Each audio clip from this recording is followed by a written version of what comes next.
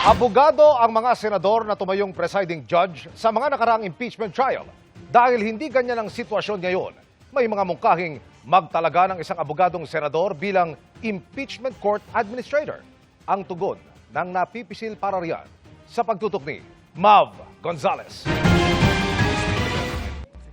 Pinag-iisipan pa ni Senador Kiko Pangilinan kung tatanggapin ang posisyong maging impeachment court administrator sakaling matuloy ang impeachment trial ni Vice President Sara Duterte.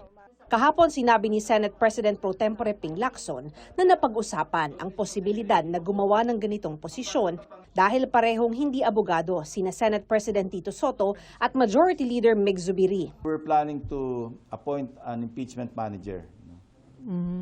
Tingnan namin si Senator Kiko para lawyer. Parang Timon, no? Parang may manggugulo, siya yung parang, hindi, dito muna, doon muna. Parang yung orderliness ng trial. It's just a suggestion, so wala pang final. Pero tingnan natin.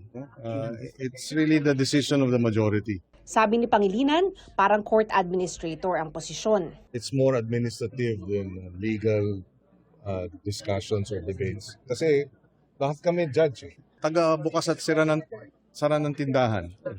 Parang majority leader sa plenary session, Parang gano'n.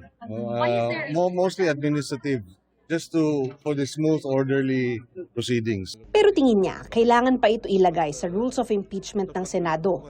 Ayaw namang magkomento ni Pangilinan sa sinabi ni Lacson na posibleng hindi makonvene ang impeachment court kung may mangharang na senador. Ayoko nang pag-usapan ang mga legal issues ng impeachment because I will be a judge. Hintayin na lang natin.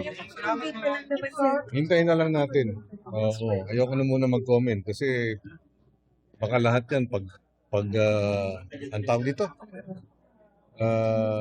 pagbobotohan.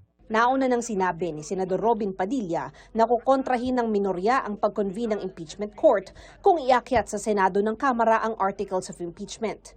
Dahil trabaho aniya ng minorya ang kumontra. Mav Gonzalez, Nakatutok, 24 Oras.